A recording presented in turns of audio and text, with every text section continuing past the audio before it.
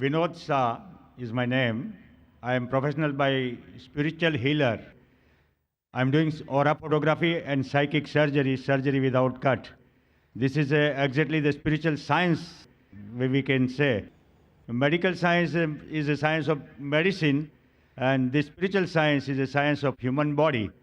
It is a body, mind, and soul, what we say as a Ruh or a soul. It is science of a God power. Once the person develops the spiritual power by sadhana or whatever the prayer, spiritual prayer or whatever the namaz and whatever we are doing, and if you develop the spiritual ability to heal others, this is the difference between an ordinary human being and a superhuman being, what we say. And the science of this energy, invisible energy. Now there is a two type of things which exist in human being. One is visible physical body, and another is the soul body, Ruhu. So now science of the Ruh, soul body, is 99%, and science of the body is 1%.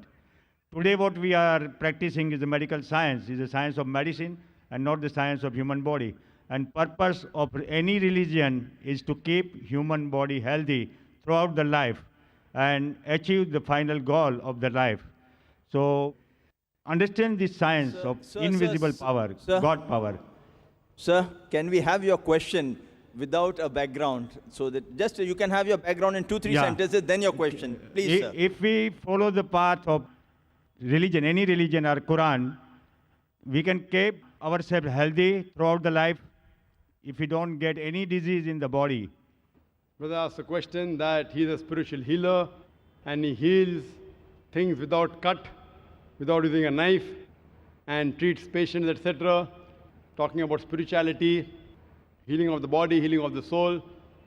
Basically, brother, as far as spiritual healing is concerned, there is something like true spiritual healing and something which is like a deceit. There's a world of difference in that. We do have many spiritual healing in public done by missionaries, and I've attended some of the programs, the Christian missionaries. They get a person and they get him on the stage, and the person is lame and he starts walking. The person is blind, he starts seeing, and we find many. And I don't know whether you have seen, I've seen many documentaries which have tried to expose how they do it. How they do it. And in our Islamic Research Foundation, ours is a research organization on Islam and comparative religion. And we try and collect materials dealing with such things. There are many documentaries which show that how they do it. How they make a fool of the public. For example, they show a person that there's a person lame sitting in the audience. The healer goes and picks up the stick. In the name of Jesus, start running, and the person starts running. But the person who starts running is the person who was sitting on the right. The person who was lame was sitting on the left. So what we realize that all these are pre-planned. Either the pre-planned. What I tell them, that really if you are a spiritual healer, you come to the hospital. You know, I'm a medical doctor. I tell them, come to my hospital, direct, ready-made. If you treat, the full family will convert. So if you are a spiritual healer, and if really it's the truth, we require hundreds of people like you. We don't want to have all these government hospitals, you know, Nair Hospital, Sion Hospital, KM Hospital. We'll employ you. What we have to realize, that is it the truth or not? Yes, there are something like spiritual. Like for example, the Quran says that the verses of the Quran can be used for healing. But what you have to realize, in Islam, the person to heal is Huwa Shafi. It is he who heals. If anyone says, I heal, it is nonsense. It is Almighty God who heals, whether through a doctor, but doing this surgery without knife. Fine, there is laser technology, but surely you aren't using laser technology. Are you using laser technology? No. Are you using? So what I'm trying to say, that the spiritual thing you're talking about, yes. I being a medical doctor, coming from medical background, if it was true, we would have learned in medical first year that there is this method. So we would prefer having more such people than spending 5.5 years there. So what I'm trying to say, that most of these things what people talk about spiritual healing, it is more of a big fast. It is trying to make fast buck, fast money. But there's Almighty God, mashallah. There are verses of the Quran which can get peace for you in your mind, which can treat you. There are certain diseases which science cannot understand beyond science understanding. There may be, but what we see today, mostly in the spiritual healing sessions, in vast gathering, according to me, it is nothing but a gimmick. And all these people who heal, I would like to invite you, brother. Let's tomorrow go to Sion Hospital together, fine? And you heal the people, better have you than have 50 doctors.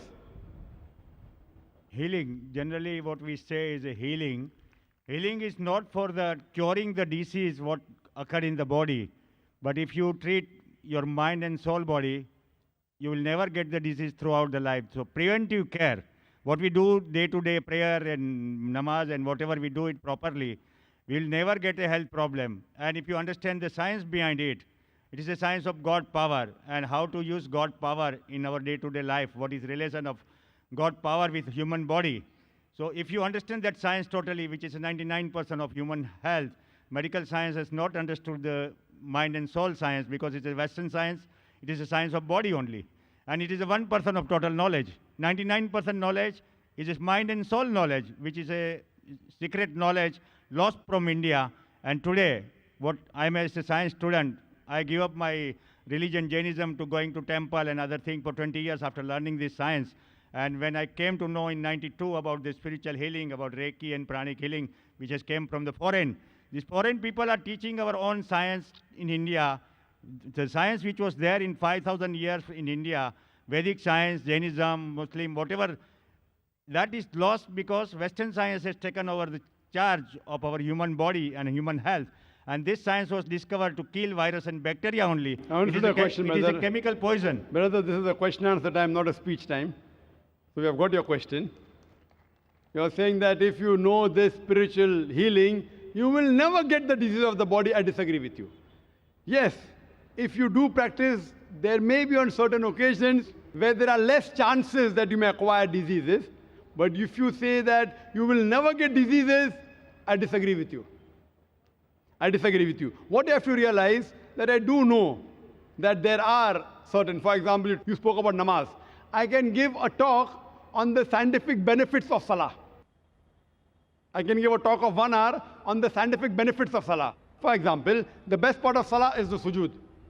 Now when you do sujood, you put the highest part of your body, the forehead, on the lowest part of the ground. And when we do that, what we find that there is more supply of the blood going to the brain. That makes a healthy brain. There are less chances of having chilblains. That is the disease of the skin of the face. When you're doing sujood, there is drainage of the bronchial tree. So less chances of having bronchiectasis. Now when we breathe normally, 1/3 of the air in the lung remains. It's called as residual air. When you breathe in the sujood, the abdominal viscera, they press against the diaphragm. And the diaphragm, it exhales out the residual air. So you breathe in more fresh air. So because you breathe in more fresh air, there's less residual air, the chances your lung will be healthy is far superior. Less chances of having lung diseases. Furthermore, there's more increased venous return of the abdominal viscera. There's less chances of having piles. When you get up from the position of sajda, when you stand up, there is more stress on the calf muscles. And the calf muscles, according to medical science, they are known as peripheral heart. It pumps the blood to the lower part of the body. I can go on and on giving references. How does salah benefit? But we Muslims, we don't pray salah for all these benefits. We pray because we thank Allah subhanahu wa ta'ala. These medical benefits are side dishes, dessert. Our main dish, biryani, is because we thank Allah and we worship Him. These medical benefits may inspire a non-Muslim. He may come closer to Islam. It will keep you healthy. But mainly, it is to thank Allah subhanahu wa ta'ala. Because we worship Him. It is not because we want to exercise. These are extra benefits, side dishes. But even I've read about other religions, about Vedic and all. Some, I do agree, do have some benefits. But to say that if you do this, you will never get any disease, I disagree with it. And it has not been proven by science at all. And as for the non-Muslims, if they would like to ask any questions, even outside the topic, if he or she is a non-Muslim, you're most welcome to ask questions even outside the topic. Hope that answers the question.